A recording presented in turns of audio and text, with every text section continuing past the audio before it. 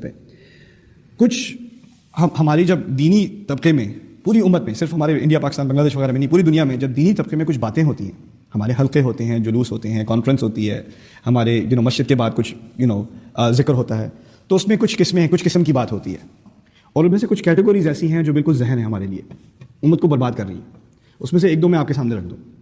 کچھ لوگوں کا سارا پیشہ ہی یہی ہے کہ وہ آپ کو بتائیں کہ یہ دوسرا فرقہ کتنا کافر ہے۔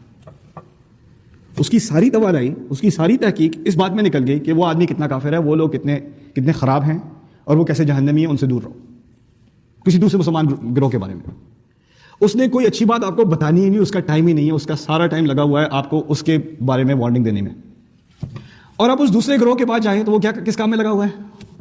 وہ ان لوگوں کے خلاف وارننگ دینے میں مشغول ہے، اس کو اور کوئی کام نہیں۔ یعنی دونوں ایک دوسرے کی دشمنی میں، اور آیتیں دونوں کے پاس ہیں، حدیثیں دونوں کے پاس ہیں، لیکن حدیثوں کا استعمال کس میں ہے؟ ایک دوسرے کی دشمنی میں۔ یعنی یہ حدیثیں اور یہ آیتیں ہمیں ان کی خدمت کرنی تھی،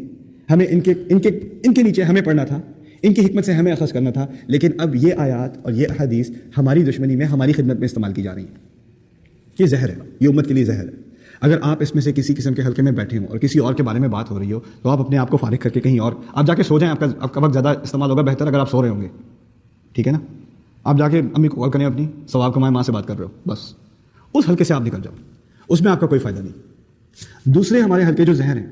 یہ بھی فساد کی جڑ ہے، یہ میں فساد کی بات ہو رہی ہے نا، لوگ سمجھتے ہیں بڑی اصلاح کا کام کر رہے ہیں، میں امت کی خیر کے لیے بتا رہا ہوں، یہ لوگ کافر ہیں، یہ شیطان ہے، یہ دجال ہے، یہ ہے، یہ وہ ہے۔ دوسرا جو زہر ہے جو بہت تیزی سے پھیل رہا ہے، وہ یہ ہے کہ لوگ، کوئی بہت گہری بات ہوتی ہے ہمارے دین کی، بہت گہری، جس بات کو سمجھنے کے لیے آپ کو آیات میں، جیسے